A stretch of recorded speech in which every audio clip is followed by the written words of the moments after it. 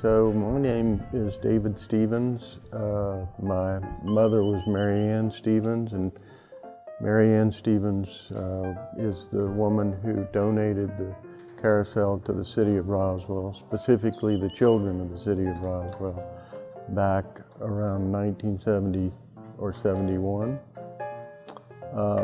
This carousel is 100 years old. This year is carved in North Tonawanda, New York in 1920. Machine and Herschel Spillman made their fame in carving what are called park carousels, as this one is, which were erected for children's amusement and sometimes, and a lot of adult amusement as well, and frequently relocated from one place to another. When I was in 9th grade, I worked for Mary Ann Stevens. She was restoring this merry-go-round to be gifted to the city.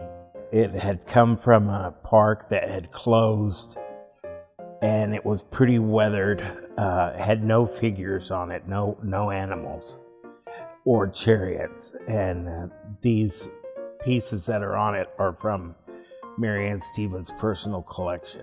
She saw the art form slowly disappearing and began to buy in bulk multiple pieces, and then started buying complete carousels. And by, the late 60s, she had the largest collection of antique carousels in the world, and they were all here in Roswell. She bought this carousel, as I recall, in the Midwest and brought it to Roswell. My job in high school as a teenager was to drive to locations around the country and disassemble carousels like this one, put them in a bobtail truck and drive them back to Roswell, New Mexico.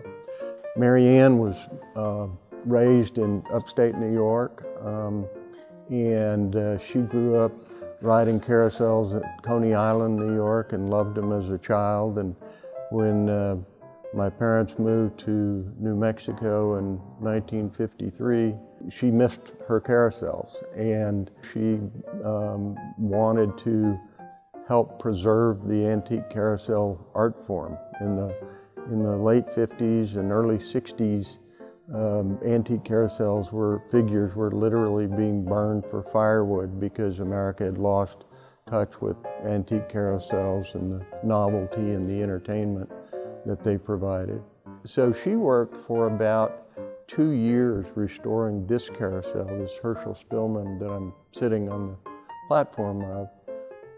Mrs. Stevens and myself and some other people worked on the figures, repairing them. My grandfather was a cabinet maker, and he was friends with Mrs. Stevens, and she was always after him to repair some horses for her, or carve tails, and he hated it, so that's why I got the job. He passed it down to me. We worked on the scenery panels, and if you'll notice that they're bottle caps, we didn't know how to replace the original plaster castings that were on it at the time. I know now, but I didn't know then. And so those are actually Coca-Cola bottle caps that replaced a plaster ornament that was there originally. And that's one of the funny things I think about this merry-go-round. Restoration and maintenance have been a big deal. And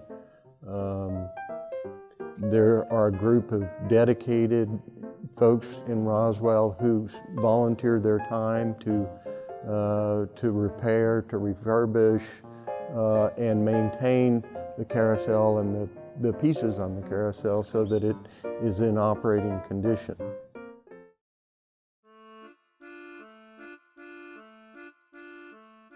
I'm Iris Watson, and this little group here is our carousel restoration team. And we've been working together now for a couple years, specifically on these particular pieces. The horse behind us, it was a restoration project that needed to be done, and we were going to use it as a display piece for people in town to know that the carousel is at the zoo and that they can come out and play on the carousel, and also know that there is an original wooden carousel here in Roswell, which is unusual because there are not very many left in the country. Hi, my name is Terry Ninneman, and I really enjoy doing this. How I got into it was because I know Iris's husband, Jim, from another volunteer job, and he mentioned to me that Iris needed some help working on the horses over here. So I came and had a look around, and I thought this might be pretty interesting. And I found out that I really enjoyed it. I'm Marina Blake, and I've been working on carousel horses off and on for the past 40 years, because I started this horse at the zoo in a big room that they had up there that they weren't really using for anything else, I guess. And it's been a few years trying to get this guy back in one piece. And now hopefully I'll be painting it in a few weeks. And people need to understand that these horses are all over 100 years old, and you have to take care of them to have them another 100 years. And there's no reason why they couldn't be if we treat them like the pieces of art that they are, and do the necessary restoration the proper way. I mean, so many of these horses had repair that, well, if 2 nails would hold it on, 50 would hold it better, right? So that's a lot of the things that we're fixing.